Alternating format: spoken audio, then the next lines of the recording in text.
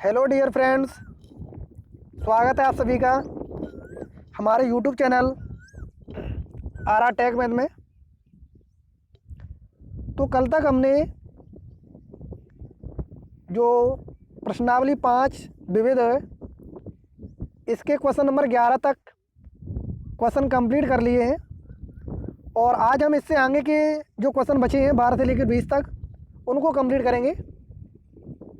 तो सबसे पहले जो विद्यार्थी नए जुड़े हैं वो हमारे यूट्यूब चैनल को सब्सक्राइब करें और वीडियो को लाइक करें तथा अपने सभी दोस्तों के साथ इसको शेयर करें, क्योंकि हमारा मोटिव है ज़्यादा से ज़्यादा विद्यार्थी हमारी इन वीडियो का फ़ायदा उठाएं और उनको फ्री ऑफ कॉस्ट जो एजुकेशन है उसका फ़ायदा मिले।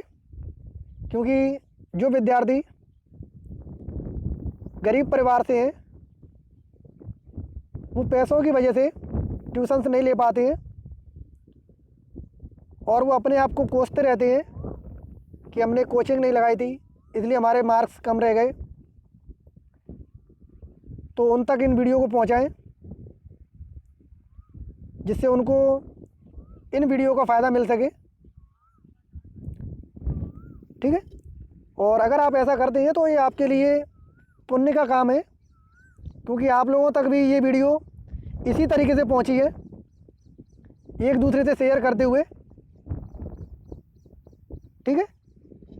तो ज़्यादा से ज़्यादा लोगों तक शेयर करें इसको, फेसबुक पर, व्हाट्सएप पर, इंस्टाग्राम पर, टेलीग्राम पर, सभी जगह शेयर करें। जितने भी ग्रुप हैं उनमें ग्रुपों में शेयर करें, जिससे सभी विद्यार्थी इस लॉकडाउन में घर बैठकर अपनी पढ़ाई को बरकरार रख सके। तो चलिए स्टार्ट करते हैं। क्वेश्चन नंबर 12, और पेन और कॉपी साथ लेके बैठे क्योंकि हम साथ ही साथ सॉल्व करते जाते हैं और लिखते जाते हैं।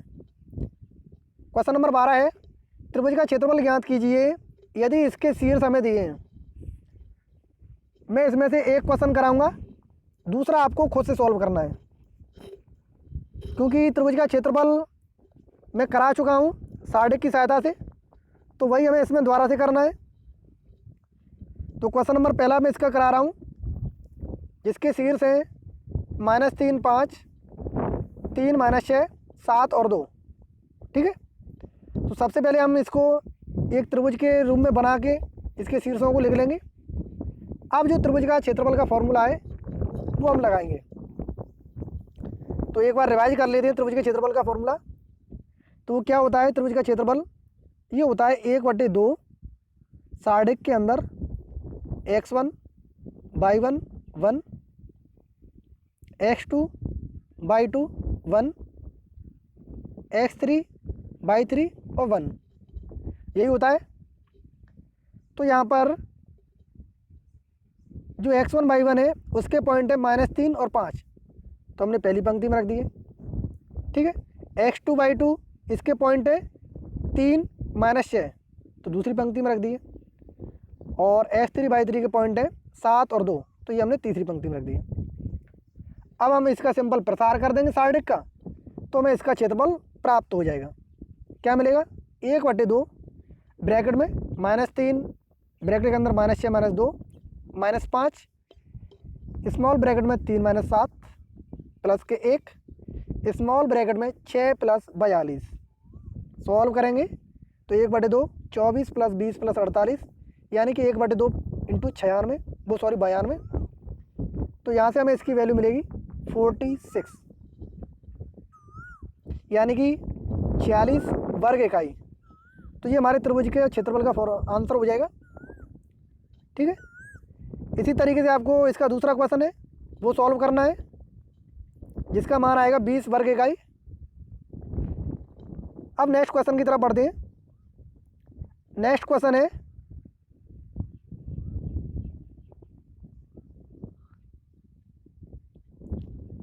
कि यदि बिंदु 2, -3 लैम्बडा, -2 तथा 0,5 सररेख हों तो लैम्बडा का मान याद कीजिए। अब देखिए यहाँ पर सररेख की बात कर रहा है, तो सररेख की कंडीशन जो मैंने आपको बताई थी वो क्या बताई थी कि जो त्रिभुज का क्षेत्रफल होता है वो इक्वल टू अगर 0 हो जाए तो हमारे जो त्रिभुज के पॉइंट होते हैं वो सररेख कहलाते हैं, यानी एक ही रेखा पर वो सारे पॉइंट आ जाते हैं। तो वही हमें इसमें लगाना है। ठीक है, तो हमने इसको इक्वल टू 0 रख दिया त्रिभुज के क्षेत्रफल के फॉर्मूले को, जो अभी हमने ऊपर लिखा था। x1/1 इनके पॉइंट रख दिए, 2 -3 1, लैम्डा -2 1, 0 5 1। इसका सिंपल प्रसार कर दिया प्रथम पंक्ति के रेस्पेक्ट में, तो हमें इसकी वैल्यू मिल गई 8 लैम्डा बराबर 14। 8 लैम्डा बराबर 14, और लैम्डा बराबर कितना हो जाएगा, 2 से काट दो 7/4। तो ये हमारी लैम्डा की वैल्यू हो जाएगी। क्वेश्चन नंबर 14, आव्यूह ए ज्ञात कीजिए जबकि दो सार्डिक हैं, उनके बीच में आव्यूह ए दिया है और इक्वल टू दिया है 1 0 0 1। यानी कि हमें जो सार्डिक दिया है, आव्यूह दिया है सॉरी, वो इस तरीके से दिया है 1 2 2 3, फिर ए आव्यूह है, उसके बाद है 4 7 3 5 और इक्वल टू में है 1 0 0 1। तो हमने इनको मान लिया कि पहला जो आव्यूह है वो हमारा बी है और तीसरा जो आव्यूह है वो हमने मान लिया सी। यानी कि जो हमें समीकरण दिया था आव्यूह का वो हमारा इस तरीके से है, बी इंटू ए इंटू सी बराबर आइडेंटिटी मैट्रिक्स। ठीक है, अब हमें ए आव्यूह ज्ञात करना है। तो ए आव्यूह ज्ञात करने के लिए मैंने बताया था कि जो सार्डिक हम यानी जो आव्यूह हम लेके चलते हैं उनको हमें इस तरीके से बनाना है कि हम जो ए हैं उनको ज्ञात कर सकें। यानी कि अगर हम यहाँ से बी और सी को हटा दें और इधर पहुँचा दें इक्वल टू वाले पार्ट में, तो हमें ए आसानी से मिल जाएगा। यानी कि हम क्या करें, बी इंटू ए इंटू सी है इक्वल टू आइडेंटिटी है। तो यहाँ से पहले हम सी को इधर पहुँचा दें तो क्या हो जाएगा, उधर जाके सी इनवर्स हो जाएगा, सी इनवर्स इंटू आइडेंटिटी। अब बी को भी पहुँचा दें तो ए बराबर क्या हो जाएगा, B inverse into C inverse into identity. तो हम इसको निकाल सकते हैं। तो वही हमें करना है। इसमें पहले हमने बी इनवर्स निकाला, तो बी इनवर्स के लिए हमें सार्डिक बी का मान पता होना चाहिए। तो बी सार्डिक का मान कितना हो जाएगा, -1, और सी सार्डिक इसका मान कितना आएगा, +1। ठीक है, तो इस तरीके से इनकी वैल्यू आ जाएगी। सी सार्डिक यहाँ से भी -1 ही आएगा, सी भी कितना आएगा -1 जो कि नॉट इक्वल टू 0 है, और बी भी कितना आया था -1। अब हम इनके इनवर्स निकालेंगे, तो उसके लिए हमें क्या होना चाहिए, बी इनवर्स बराबर एडजॉइंट बी बटे डिटर्मिनेंट ऑफ बी। तो जो बी मैट्रिक्स है उसकी जो मुख्य विकर्ण है वो अपना स्थान चेंज कर लेंगे और सेकंड विकर्ण के चिन्ह चेंज हो जाएंगे। तो यहाँ से हमें बी इनवर्स मिलेगा -3 2 2 और -1। इसी तरीके से सी इनवर्स निकाल लेंगे। सी इनवर्स क्या हो जाएगा, एडजॉइंट सी बटे डिटर्मिनेंट ऑफ सी, ये मिलेगा हमें -5 7 3 और -4। ठीक है, अब जो मैंने बताया था अभी आपको कि b इंटू ए इंटू सी बराबर आइडेंटिटी, तो पहले हमने b को हटाने की कोशिश की है, इसलिए हमने क्या किया, दोनों तरफ b इनवर्स से गुणा कर दिया और दोनों तरफ c इनवर्स से, यानी आगे से तो हमने b इनवर्स से गुणा किया है और पीछे से हमने c इनवर्स से। ठीक है, दोनों को एक साथ किया है इसमें, तो दोनों को एक साथ कर लेंगे। तो b इनवर्स ब्रैकेट में B A C into C inverse बराबर B inverse into identity into C inverse. तो यहाँ से क्या हो जाएगा, बी इनवर्स इंटू बी फिर A C into C inverse बराबर B inverse into C inverse. मैंने जो बताया था वो सिंपल तरीका है। तो यहाँ से हमें मिलेगा आई इंटू ए इंटू आई बराबर बी इनवर्स सी इनवर्स, यानी ए बराबर बी इनवर्स सी इनवर्स। और जो बी इनवर्स और सी इनवर्स आए हैं उनकी जो सार्डिक है आव्यूह है उनका मान रख दो और उनका आपस में गुणा कर देंगे। दोनों आव्यूह रख दिए हमने, इनका पंक्ति से स्तंभ गुणा कर देंगे। पहले आव्यूह में पंक्ति में और दूसरे आव्यूह में स्तंभ में गुणा करते हुए इनको जोड़ देंगे। तो ये मिल जाएगा हमें 15 + 6 -21 - 8 -10 - 3 14 + 4। यानी ए बराबर मिलेगा 21 माइनस के 29 माइनस के 13 और 18। ठीक है, तो इस तरीके से हम इसके मान ज्ञात कर सकते हैं। क्वेश्चन नंबर 15, यदि ए बराबर एक सार्डिक आव्यूह है तो ए इनवर्स ज्ञात कीजिए और उसी की सहायता से हमें रेखिक समीकरण निकाय को हल करना है। ध्यान रखना, इसी की सहायता से सॉल्व करना है। अब इसमें मैं एक चीज़ और बता दूं कि जो ए मैट्रिक्स आपको दिया है ना, वो जो 3 आपको ये रेखिक समीकरण दिए हैं, इन्हीं के एक्स वाई जेड के कोफिशिएंट है ये। इन्हीं के क्या है, एक्स वाई जेड के कोफिशिएंट है ये, ध्यान रखना। इसलिए ये कह रहा है कि इसकी सहायता से इस समीकरण निकाय का हमें हल ज्ञात करने हैं। तो पहले हम ए इनवर्स ज्ञात कर लेंगे। उसके लिए हमें क्या चाहिए, सार्डिक ए का मान चाहिए। तो सार्डिक ए को हम सॉल्व कर लेंगे। तो यहाँ से हमें इसकी वैल्यू मिलेगी -11। अब हम इसका एडजॉइंट ए निकालेंगे। तो इसके जितने भी सेकंड हैं वो लिख के और उसको हम एक आव्यूह रूप में लिख देंगे। तो यहाँ से हमें A11 मिलेगा 3, A12 -9, A13 -5, A21 -4, A22 1, A23 ये मिलेगा 3, A31 -5, A32 4 और A33 1। ठीक है, इनको हम आव्यूह में लिख देंगे और एडजॉइंट ए हम निकाल लेंगे। तो एडजॉइंट ए क्या आ जाएगा, जो आव्यूह होगा उसका ट्रांसपोज यानी परिवर्त। तो उसका परिवर्त करने पर मिलेगा, परिवर्त मतलब पंक्ति से पंक्ति है उनको स्तंभ में चेंज कर देंगे या फिर स्तंभों को पंक्ति में चेंज कर दें। तो ये मिल जाएगा हमें 3 - 4 -5 -9 1 4 -5 3 और 1। तो यहाँ से हमें ए इनवर्स मिलेगा एडजॉइंट ए बटे डिटरमिनेंट ऑफ ए, यानी ए इनवर्स बराबर आ जाएगा -1/11 और पूरा आव्यूह 3 - 4 -5 -9 1 4 -5 3 और 1। ठीक है, ये हमारा हो गया ए इनवर्स। अब जो हमें समीकरण निकाय दिए हैं उनसे हम ए एक्स बराबर बी वाली कंडीशन बनाएंगे। ए एक्स बराबर बी वाली कंडीशन, ठीक है। तो हमने ए एक्स बराबर बी वाली कंडीशन लिख ली। ए में क्या आ गए, एक्स वाई जेड के जितने भी कोफिशिएंट है वो सारे आ जाएंगे, और एक्स में एक्स वाई जेड और बी में 2 13 और -7। तो यहाँ से हम एक्स की वैल्यू ज्ञात कर लेंगे, A inverse into B. A inverse अभी हमने जस्ट फाइंड किया था, इंटू बी, ये इंटू है, ठीक है, इंटू बी। अब इनका पंक्ति से स्तंभ गुणा कर देंगे तो हमें इसकी वैल्यू मिल जाएगी -1/11 6 - 52 + 35 -18 + 13 -28 -10 + 39 -7। और सॉल्व करने के बाद हमें मिलेगा -1/11 -11 -33 + 22, यानी कि 1 3 -2। अब कंपेयर कर देंगे तो x बराबर 1, y बराबर 3, z बराबर -2, ये तीनों के मान हो जाएंगे। तो इस तरीके से हमें सवालों को सॉल्व करना है। तो मैं समझता हूँ कि आपको सारे सवाल समझ में आ रहे होंगे, कोई दिक्कत नहीं आ रही होगी। और अगर फिर भी कोई दिक्कत आ रही है तो आप कमेंट ज़रूर करें या फिर हमारे व्हाट्सअप नंबर पर हमें व्हाट्सअप करें। मेरा व्हाट्सअप नंबर डिस्क्रिप्शन में दिया हुआ है, आप वहाँ से चेक कर सकते हैं, तो आप व्हाट्सअप भी कर सकते हैं, ठीक है। नेक्स्ट क्वेश्चन है क्वेश्चन नंबर 16। एक हमें आव्यूह दिया है ए और हमें ए इनवर्स ज्ञात करना है तथा हमें दर्शाना भी है। क्या दर्शाना है, small A into A inverse बराबर A² + BC + 1 into I minus small A into capital ए। ये हमें सिद्ध करना है यानी दर्शाना है ये। तो पहले हमें ए इनवर्स ज्ञात करना है। तो ए इनवर्स के लिए हमें पहले सार्डिक ए का मान पता होना चाहिए।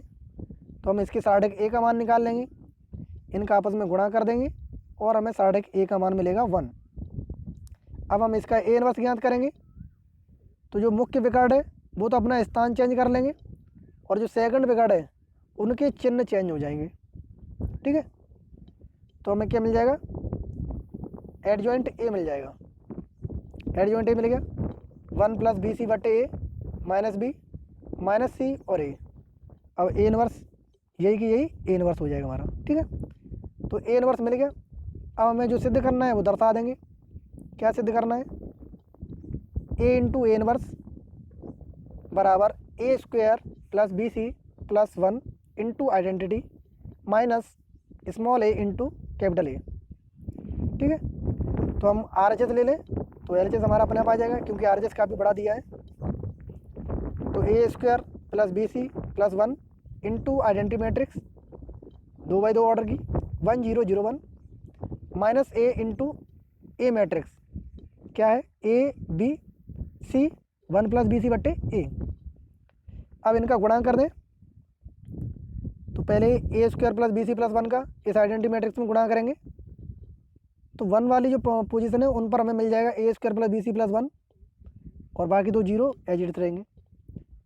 अब यह दूसरी वाला जो है उसमें हमें ए का गुणा करना है, तो ए का गुणा प्रत्येक अवयव से कर देंगे, तो क्या हो जाएगा A square A B A सी और 1 प्लस बी सी, और इनको घटा देंगे, तो हमें घटाने के बाद मिलेगा A square plus B C plus 1 minus A square 0 minus A B 0 minus A C A square plus B C plus 1 minus 1 minus B सी।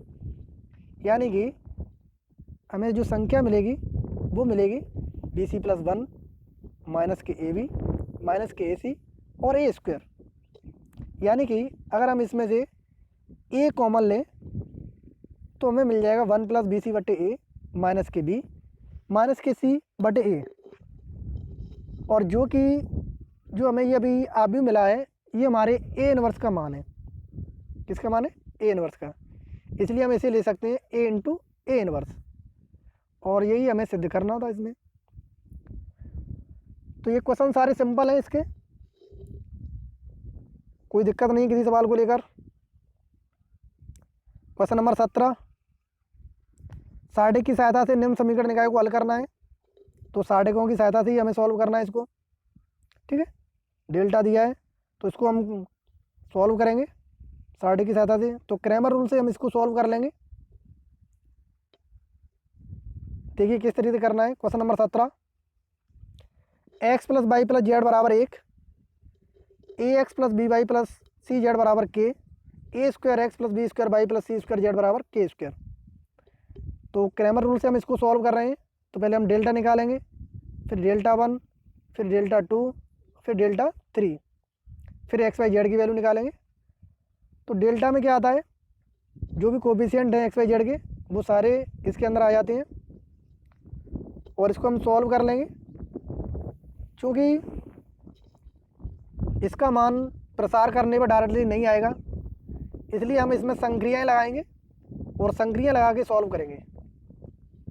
तो सार्डिक के लिए जब हमने संक्रियाएँ पढ़ी थी, गुणधर्म पढ़े थे, तो मैंने बताया था कि जब भी आपको सार्डिक में किसी एक पंक्ति या स्तंभ में 1 1 1 दिखे, तो उनमें से जो 2 1 हैं यानी 1 1 है उनको हम 0 करते हैं, जिससे हमारा सार्डिक आसान हो जाता है, और उसके बाद हम उसका प्रसार कर देते हैं। तो यही हमने किया है। हमने क्या किया है, यहाँ पर संक्रिया लगाई है पहले स्तंभ में, कॉलम में, क्या कि C1 माइनस C2, और दूसरे कॉलम में संक्रिया लगाई हमने क्या, C2 माइनस C3, और जो पहला वाला वन है और दूसरा वाला वन है उनको हमने क्या कर दिया है, 0 कर दिया है। इसलिए हम इसको सॉल्व करेंगे तो ये हमें मिल जाएगा 0 0 1 A minus B minus C और C, A square minus B square minus C square और सी स्क्वायर। अब इसका प्रसार कर देंगे। यहाँ पर अगर इसमें से अभी कॉमन लेना चाहो तो कॉमन ले सकते हैं। जैसे पहली जो स्तंभ है उसमें से ए माइनस बी कॉमन आ जाएगा, दूसरे से बी माइनस सी। तो इस तरीके से हम इसका प्रसार करेंगे। तो पहले कॉमन ले लो इसमें से ए माइनस बी माइनस सी, फिर उसके बाद प्रसार कर देंगे तो हमें मिल जाएगा ए माइनस बी माइनस सी और सी माइनस ए। अब डेल्टा 1 निकालेंगे, तो डेल्टा 1 में भी हम क्या करें, यही संक्रिया लगा दें, C1 tense to C1 minus C2 और C2 tense to C2 minus C3। तो यहाँ से हमें डेल्टा 1 की वैल्यू मिल जाएगी K minus B minus C और C माइनस K। कोई दिक्कत। डेल्टा 2 भी इसी तरीके से निकाल लेंगे। ध्यान रखना, डेल्टा 1 और डेल्टा 2 जब हम निकालते हैं ना, तो जब डेल्टा 1 निकालते हैं तो जो x के कोफिशिएंट होते हैं उसकी जगह जो इक्वल टू वाला पार्ट होता है ना, वो आ जाता है, उसमें ध्यान रखना। तो इसमें क्या दिया है, 1k और k स्क्वायर दिया है इक्वल टू वाला पार्ट, तो ये x वाली पोजीशन पर आ जाएगा। और डेल्टा 2 की बात करेंगे तो जो y वाली पोजीशन होगी उसकी जगह ये वैल्यू आ जाएंगी 1k और k स्क्वायर। जैसे यहाँ पर आई है ना ये वैल्यू, ये आई है 1k k स्क्वायर, तो ये इसीलिए आई है, ठीक है। तो यहाँ से हमें डेल्टा 2 वैल्यू क्या मिलेगी, a माइनस के माइनस सी और c माइनस ए। जब डेल्टा 3 निकालेंगे तो जेड वाली जो पोजीशन है उस पर आ जाएगा 1k k स्क्वायर, और यहाँ से हमें डेल्टा 3 मिल जाएगा a माइनस बी माइनस के और k माइनस ए। तीनों में एक ही संक्रिया लगानी है और उसे सॉल्व करना है। अब क्रैमर नियम का फॉलो करना है हमें, x बराबर डेल्टा 1 बटे डेल्टा, तो हम रख देंगे। तो यहाँ से हम देखें b माइनस सी से b माइनस सी कट जाएगा, जो बचेगा वो बचेगा k minus B into C minus K बटे a minus B into C minus A by equal to होता है डेल्टा 2 बटे डेल्टा, यानी कि a minus K into K minus C बटे a minus B into B minus C. Z बराबर क्या हो जाएगा, डेल्टा 3 बटे डेल्टा, यानी b minus K into K minus ए बटे बी माइनस सी इंटू सी माइनस ए। तो इस तरीके से हमें ये एक्स वाई जेड तीनों की वैल्यू मिल जाएगी। तो ये हमने क्रैमर रूल से सॉल्व किया है, तो इस तरीके से हमें सॉल्व करनी है। क्वेश्चन नंबर 18, ए दिया है, ए इनवर्स ज्ञात करना है और उसकी सहायता से हमें समीकरण निकायों की हल ज्ञात करनी है। तो इस तरीके का सवाल हम कर चुके हैं। पहले ए इनवर्स ज्ञात कर लेंगे, क्योंकि इसमें जो समीकरण निकाय दिए ना एक्स वाई जेड, तो इनके जो कोफिशिएंट हैं वो पूरा ए मैट्रिक्स ही है, ध्यान रखना। जो एक्स वाई जेड के कोफिशिएंट है वो पूरा ए मैट्रिक्स है, इसलिए वो ए इनवर्स पहले ज्ञात करवा रहा है और उसकी सहायता से समीकरण निकाय को हल करवा रहा है। तो हम ए इनवर्स ज्ञात कर लेंगे। ए इनवर्स ज्ञात करने के लिए हमें ए के सार्डिक का मान पता होना चाहिए, तो ए सार्डिक का मान निकालेंगे, डिटर्मिनेंट ऑफ ए, और सॉल्व करेंगे तो हमें मिलेगा प्लस के 67।